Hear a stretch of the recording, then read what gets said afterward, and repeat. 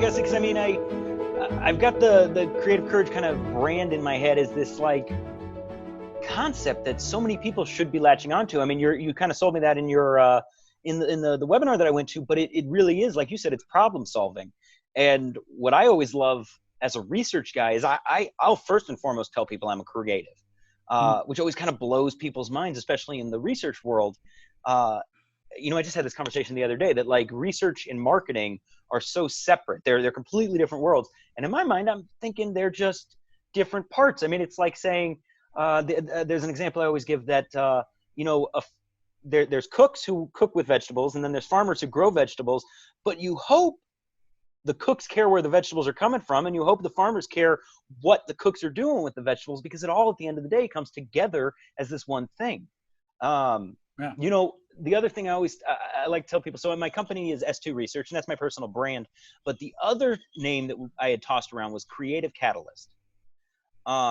Because that to me is what research is. It's the spark. It's not dynamite, but you're not going to explode dynamite unless you light the match. Right.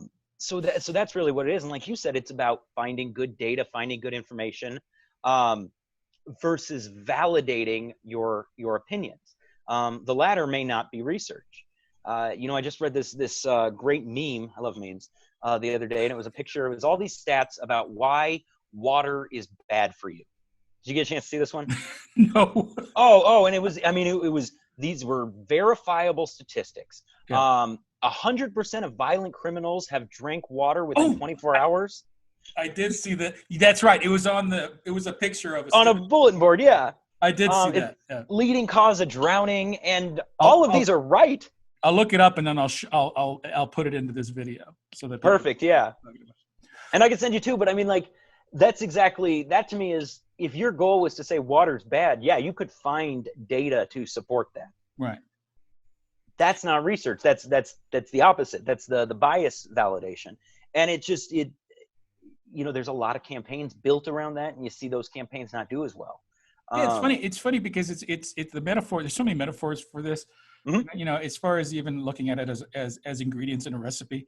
Mm-hmm. Especially now, we're stuck with unless you want to go to the grocery store and you want to deal with that whole process and like fight off the zombies or whatever it is trying to get to the grocery store. You have a cupboard full of things, and that's what you've got. Yep. And a lot of times it's old stuff, and it's maybe dated and not fresh. Mm-hmm. And you just figure that's what I'm working with, and then you build whatever it is you build with that, and it's what it is.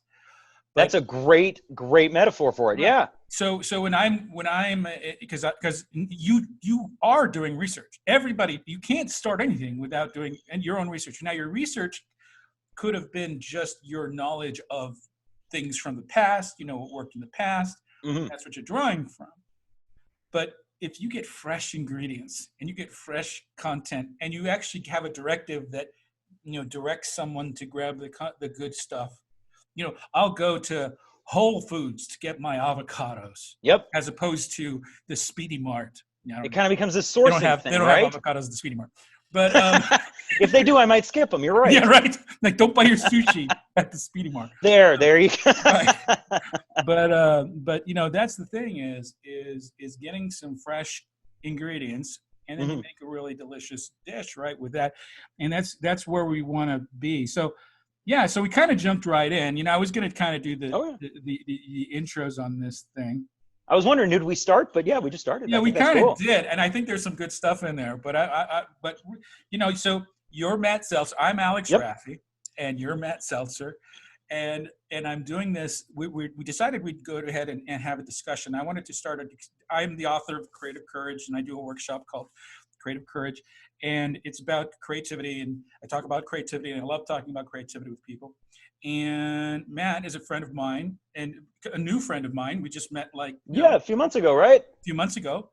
Mm-hmm. And he's a very talented marketing research person, and I really love the cut of his jib, as I told Brian today. Appreciate that. And he's got a cool wall behind him. Is that a real brick wall? It is not a cool brick wall. This is my in-home studio in my loft. Oh, okay. Yeah, so it's just a piece of fabric, but I like it, right? It's fun for this. It has a stand-up comic feel to it. It's kind of nice. That's what I was going for, absolutely. And neon behind you, that would be cool. Right. We'll upgrade that. Absolutely. Right. He's the owner of S2 Research, and he's a Hmm. marketing research consultant. And so thanks for doing this, Matt, and thanks for taking the time to do this. And we already hit on this a little bit. I'm not sure I'm going to edit this out really now because I thought we had That's some fine. pretty good stuff there, but we might just rehash it Oh going yeah. forward. But first off, I think it's important for me to just have you explain a little bit about what inspired, S2 here. Why is it in existence? Oh, sure, sure. So I started my career, and this is a good way to lead into it, about 15 years ago at an ad agency out here in Vegas, and a pretty big one. And I just wanted to work in an agency. That was my goal in life. And I got a job in their research team as an intern. As it turned out, I fell in love with research. I thought it was really cool. I have a little bit of an accounting background, so I saw Excel kind of fitting in there, and it was like, oh, this is awesome. I'm going to do this forever. My internship ended, and it was 2008. Didn't have a full-time position. I figured that's fine. I'll go find another job at in a research team at an agency. And what I found, literally the rest of my career, is that most agencies don't have an in-house research team. And I've actually kind of figured out why that is. And it makes a lot of sense. It's expensive, and it doesn't apply to every single project. So what I did, I kept going into marketing, learned a ton about account management, strategy, creative, PR, a lot of PR. I did enough in PR to learn that I'm not a PR pro. And PR pros are phenomenal at what they do. But I learned all about this marketing spectrum, and the whole time I'm sitting there wondering, well, why aren't we doing a lot of research? And that kind of brings us to, well, last September, I decided, you know what? Let's fix that model. If agencies can't have an in-house research team, could they have a good partner to outsource it when it comes up? And that's exactly where I built my niche, and it's coming together great. But that was the need that I saw in the industry, that it's hard to have research all the time. On the other side of the coin, I've just personally seen a ton of benefit in it. So now I'm just trying to help out more agencies kind of figure that out. But to ask why is it important, and we talked about this a little bit even before we got started. You mentioned that experience is research, and I completely agree with that. And you see a lot of people in our industry in marketing who stick with one vertical through their whole career, maybe one or two. They start in casino gaming marketing, and then they work their way all up to CMO of gaming, which is phenomenal. And it's because they've been researching gaming that whole time. So, if you've got someone who's a CMO in gaming, they've been doing it for 20 years, they know gaming inside and out. That's research. What I've found is you can't always be that expert to every single client, or you can't always find that expert. And so what do you do when you need those expertise? The great thing about research is that expertise. It's about bringing in that knowledge so you can make those informed marketing decisions. You mentioned everything in marketing is creative. I completely agree with that. Even on the more mundane or routine stuff that we do, maybe it's just standard media buying, or maybe it's just developing a content calendar. But every single piece of that, to do it right, comes from good information. But that good information could be 20 years of experience, or it could be a really great study that was done on your audience. Both of those are applicable. But all of them, I mean, you as a marketer kind of understand that if someone just says, hey, go write content, they don't tell you who your audience is, what they're interested in, what you're trying to achieve, you're not going to write good content.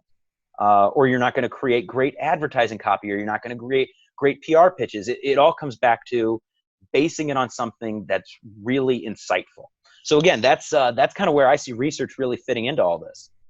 I think that's really interesting because like we said earlier, like I was mentioning earlier, again, we're referring back to our conversation. Yeah, no, prior, yeah. But I do see the creative process as problem solving. And I was talking about how the creative process is problem solving, and that's all we ever do. I mean, if you're not a kind of person, if you're not solving a problem, you're part of the problem. So what I think that, and that if it is problem solving, the best way to start is with good data.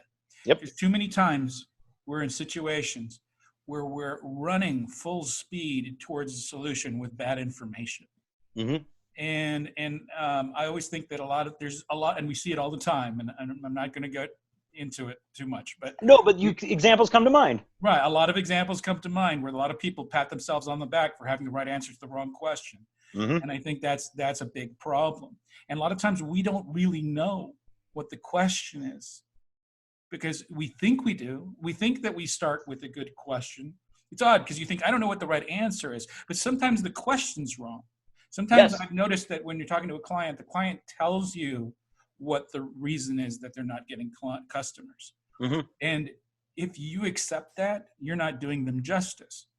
You take the information they give you, you learn what that is, and then with what you understand about the market, you put those next to each other, you kind of evaluate what's going on. It is possible that the client might be focusing too much on the wrong thing and putting all the energy into the wrong thing. And a lot of times I think it's really, I like to call that forecasting, where you just assume, like a client tells you, I think that I need more blue in my advertising. So a lot of firms might go, okay, and they start working on blue things. Yep. But it's possible that blue isn't the answer. Oh yeah. Client thinks it's blue. That's a challenge for our industry. Right. And they just say, here you go. I'd like it. And then if you give them the answer and it doesn't look blue, they immediately think it's wrong. Oh yeah. So the pitch needs to be informed. And the pitch, when you're talking to the client, needs to come from a place of knowledge. And you can't just say the thing. You have to show the thing. And I think data is important. That's when you create the data and you offer that. Oh yeah. That they can be convinced. And I'm sure that you're the kind of guy that, especially since you said you're into graphics, you probably got some nice looking charts. Oh yeah. That you offer for people. Because it's about making it make sense. And that's where kind of the next stage comes in. There's a great quote. Edwards Deming, he's a data guy from years ago, but he says, without data, you're just another guy with an opinion. Right. And that's really what it comes down to, is no matter, a lot of times in our industry, we get sucked into this order taker situation, but you're still evaluated on the results. And you're right. If you could talk them into something more strategic, or just explain where it's coming from, but don't sell your opinion, sell the data as the catalyst. Now, it's a lot easier to make that comparison or that decision. You mentioned the wrong question, and the example that always comes to my mind is milk from 30 years ago. And you look at like the late 80s, early 90s milk campaigns, and it was, does a body good? And it was, you got skinny people drinking milk to get stronger. You have people finishing races to drink milk, or finishing races and they drink milk, and they say milk, it does a body good. And what that was coming from was, they were thinking, well, why is milk important? They did research on it. They asked people, why is milk important? Everyone says, well, it's important for my body. It's healthy. So that was the advertising that they put out there. And they realized it wasn't really selling milk. They're answering a different question. Why is milk important?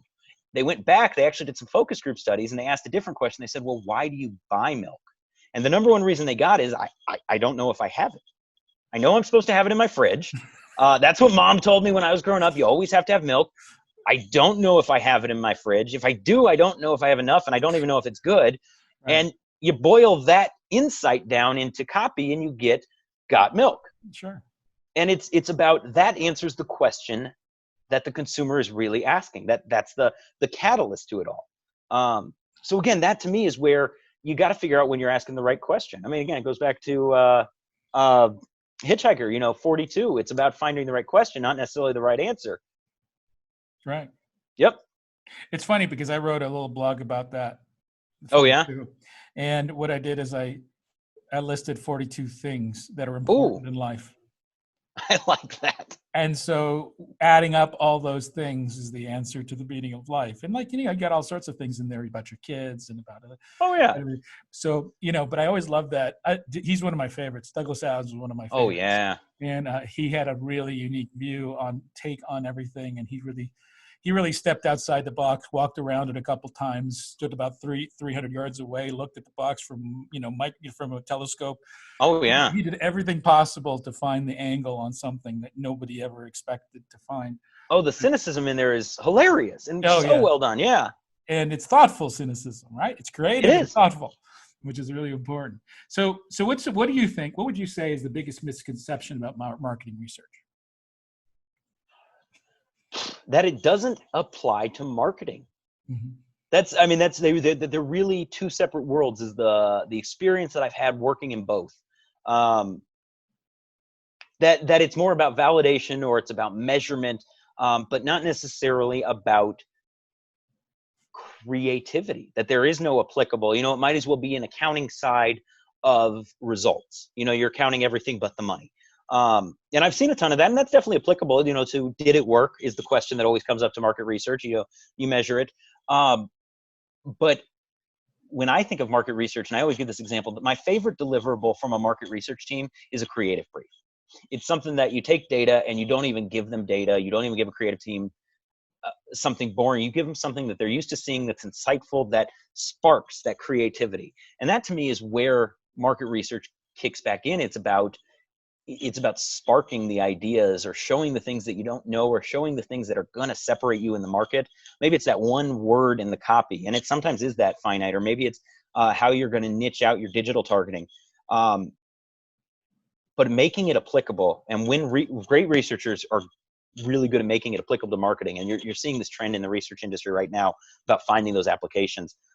That to me is the biggest misconception, is that there isn't an applicable nature to everything else that we do in marketing. Right. It's funny because it's odd, because like I said before, is you're always doing research. I mean, you're always working with data. You're never not working with data. And so getting the best data is always so important. And it's funny because, as a creative director, you have this, I'm a creative director. So I have this, because of the title, you have this weird thing when you're in a marketing meeting with a client, is that you almost have free reign to say things, because, well, he's the creative guy, so he needs to explore. And a lot of times I do that. I take advantage of that because sometimes I'll go into a concept because a client says something and it inspired something in me, and I don't exactly know why, but I know it's going to lead me somewhere. Yep. And instead of waiting till the end of the meeting and then doing the work, I just do it during the meeting. And then it scares some people in my office sometimes because I'll start talking like out of the blue. I remember one was out of the blue in where I started talking about, there was a pause, and I go, my wife and we went to Italy, and I lived there when I was about 10 years old, and I lived there for a couple of years. And we were in Milan, and I was walking with her, and I knew the street we were on. And I knew that when I turned the corner, we were going to see the Duomo there in Italy, or in Milan. It was beautiful. I knew there was going to be a huge courtyard out front, and there's all these people there with the pigeons and the feeding, and it's going to be gorgeous, and it's such an impact that I knew it was coming around the corner. So I asked her to close her eyes because she didn't know it was coming. So when we came around the corner, I had her open her eyes, and when she opened her eyes, her face was like, oh my gosh, when she saw the beauty of what we were looking at. That moment she's feeling is what we needed to create for that client about the work they were doing. And so I told that story in the meeting to create a mood that I thought was necessary for us all to go forward. Yep. The reason I bring that up is that a lot of times the ideas that you get are not coming from nothing. It's not just because somebody is so brilliant. They're great. They're going to have an idea. Most of the time, the best ideas come out of the mouth of the client. And you just take it, regurgitate it back to them in a different way that's maybe slightly edited, but it is their words. Oh, yeah. And then they go, oh, wow, you get me. No, you just said this about 10 minutes ago. I'm just saying it back to you. And it's kind of like the Jedi mind trick. Huh? Oh, but it's right. Like there's something powerful about the fact that language is pliable. Yeah. And then I don't know, those aha moments are the other side of it where God, I mean, people, they don't know they have the ideas already. You're absolutely right. Right. And the clients will give you your marketing plan. They just don't know it is one, and they don't see the value in. That's the other thing is a lot of times clients don't realize how cool they are or how great it is what they do is. They don't realize that, do you realize what a good leader you are? Because I've had situations where you can see the way the staff interacts with the owner. And there's a strong relationship there. And then you start seeing the kind of culture they have in the business. And they don't emphasize that culture in any way, shape, or form. Yep. They have a wonderful culture there. And that's something that they don't realize because it's just the way they do business. And a lot of times people don't realize that. The other side of it too is, and you know this, but customers, you interview your customers, they will tell you what the campaign should be. Yeah. They will, and you just have to pay attention. And there's this, and a lot of young, see now I'm picking on the young marketing guys, but when I talk to them, there's this, I mean, you can't be great at what you do without an ego, but you need to earn your ego, right? I agree with that. And you need to earn it. And now you need to shut up and earn your ego so that you can have one to draw from, because you need one. You need a qualified one. You need to have the you know what I'm saying? You know. Oh yeah. So anyway, but and so what I do is a lot of times when I talk to these younger people that are in marketing, they're looking for those Don Draper moments. You know, they want those. You know what I'm saying? Those carousel moments. Remember the scene with the carousel and Mad Men? And they happen. They happen a lot. You know, with what we do. Where you have in the meeting, everything kind of comes together with one idea. Oh yeah. And it touches on everything. And those are magical moments. And those are the best moments. And then when you deliver, and I remember the best one that ever happened was we pitched a brand that we finalized for a client. And right towards the end of the pitch, I saw the client was crying. And he said, and we were like, I hope those are good tears. And he said, I just wish my father was alive so that he could see this. Doesn't get much better. No, I say you feel that, right? Right. Because he felt that this would, because a brand, a campaign is a manifestation of your efforts in your work. And it's the way you relay the information to the public. And that's a deep and powerful thing for people. You know, and I think that sometimes, I know that a lot of times marketing is thought of as the necessary evil in business, but you're never not doing it.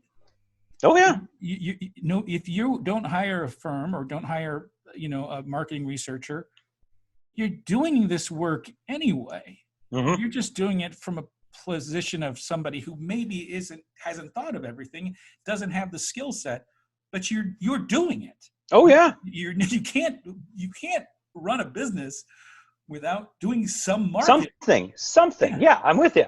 So it's funny that a lot of times people are in that kind of a position. But anyway, I'm always searching for those moments. I think those moments make it worthwhile. Well, I'll tell you, that's like the best feeling in the world is an aha moment. It's kind of like when you tell a joke, but you don't tell the punchline, their brain clicks it. There's something so moving about that. Anytime you can pull that off in any type of creativity, that it's not obvious. It's about them creating a connection with the work. And that's art. But to me, creativity and especially marketing is just functional art. And art, again, is a very fluid term. But again, it's you mentioned creativity and you mentioned problem solving, and I always think of an old game. And for the life of me, I can't think of the name of it. It's Try Buzz or something. But the example they always gave in the commercial was, what do these three things have in common? Elephants, suitcases, and cars. And it's trunks. It's all three of those are trunks or have trunks. Trunks is the word. And I don't know the context where you're dealing with elephants or cars in the same context, but being able to tie two completely separated things together with one unique strand, that to me is that's the catalyst to creativity. And to me, that's problem solving. That's marketing. That's coming up with a good idea for dinner. I mean, really, it spans everything in the world, and it just is. And you mentioned everyone's creative. I agree. I think we just don't have enough ability in our world to recognize creativity in ourselves. Yeah, it's really funny because that I think that game's interesting because I hadn't heard about it, but the idea of asking the question of how they all connect. Yeah, I think that we naturally are always doing that.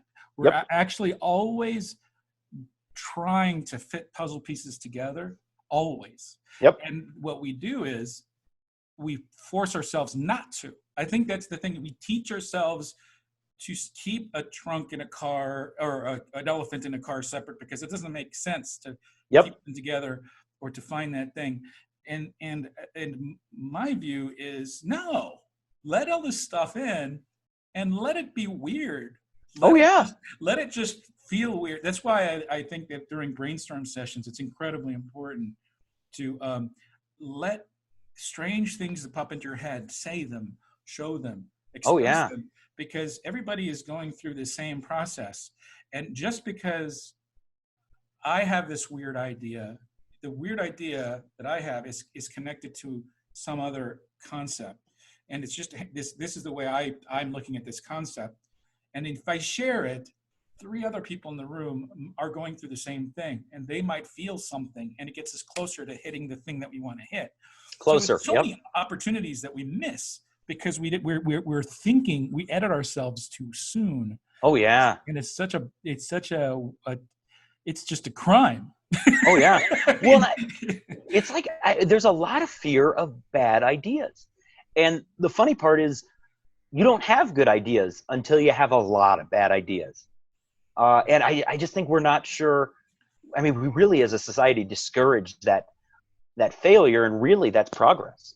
yeah. And like you said, a bad idea, it may just be a bad idea to you because you don't have all the pieces, but that bad idea may be the piece that the good idea over there on the other side of the table is missing. Right. Yep. And it's just about connecting the pieces, and it's so important to surround yourself with people that are playing the same game. You Yep. know what I mean? And the people that have the same mindset, the team that is so important is because it's hard to do this stuff on your own. And Oh yeah.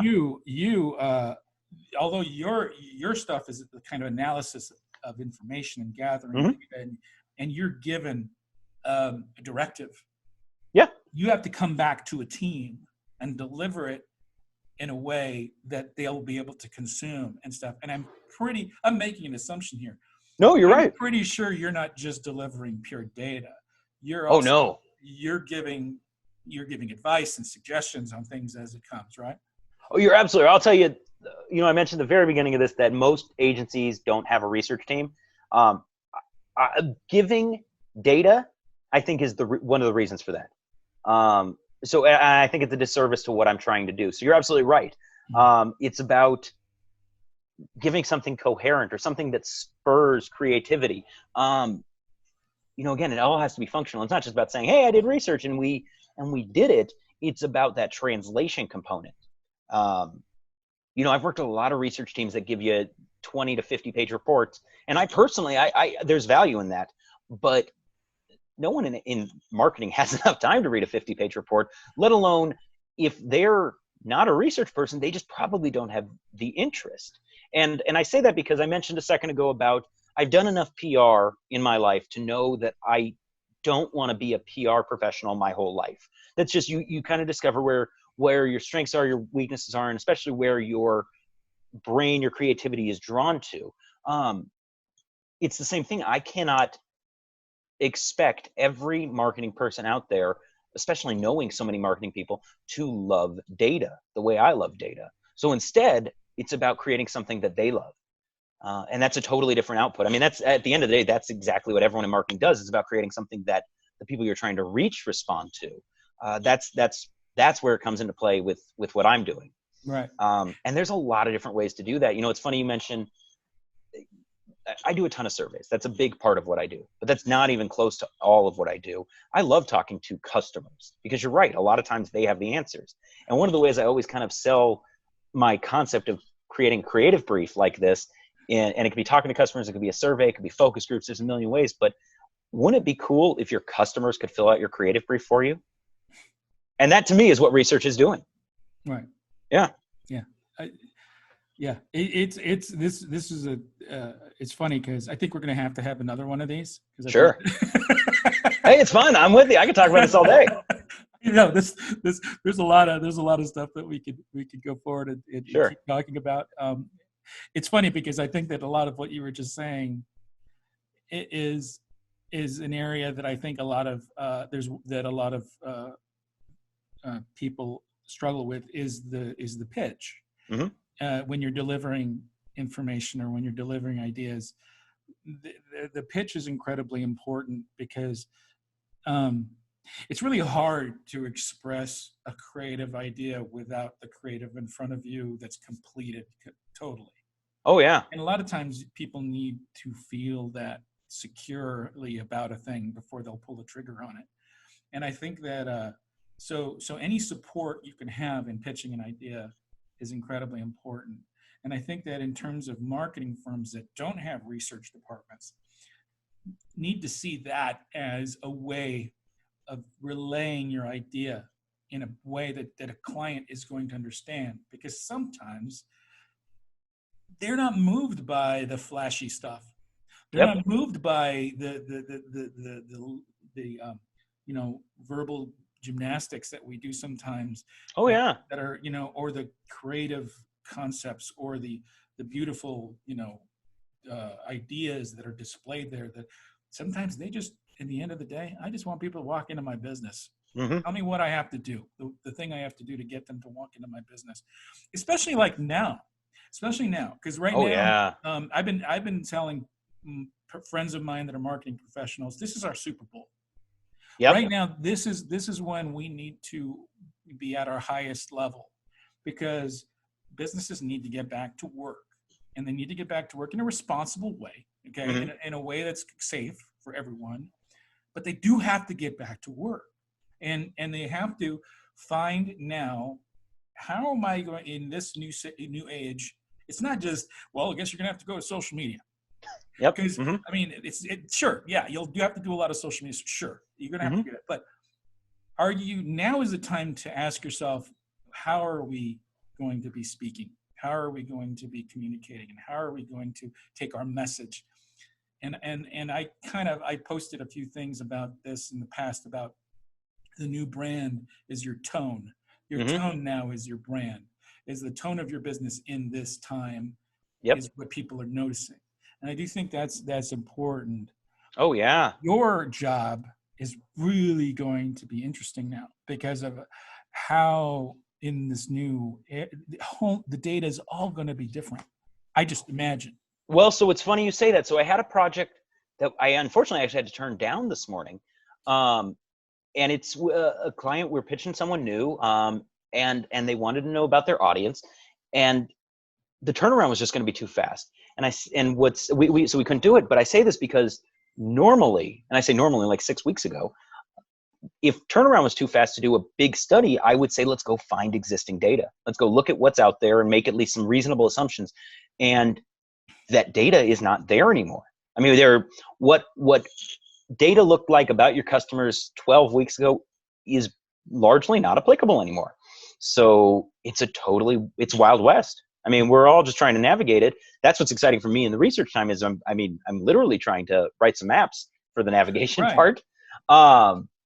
But yeah, my yeah. personal research right now, the research that Mm-hmm. is what I'm getting from my immediate family and friends. Yep. And the consistent thing that I'm finding is that if you have a business and you are not taking the precautions to be safe with the mask and the gloves or the hand sanitizer, you're not portraying a cleanliness that is kind of necessary now. People are saying, I'm not going back there. Oh yeah.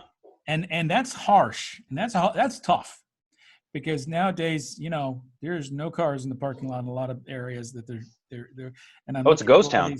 a lot of these small businesses are in situations now when that is a highest priority for them. And my hope is that they don't miss the mark, because we need them to succeed, Yep. so much right now.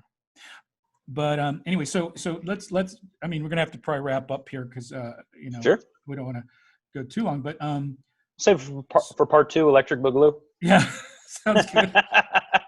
So I guess I'm going to throw this out there. I mean, I brought up young marketing people. Yeah. And I actually get followed by a lot of young people that are in marketing and stuff like that. So you are. I used to be a younger person in marketing. You're relatively young still. You have less gray in your beard than I do.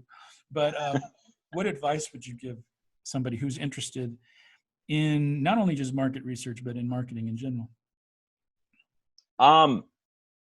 Stay humble would be the most important thing.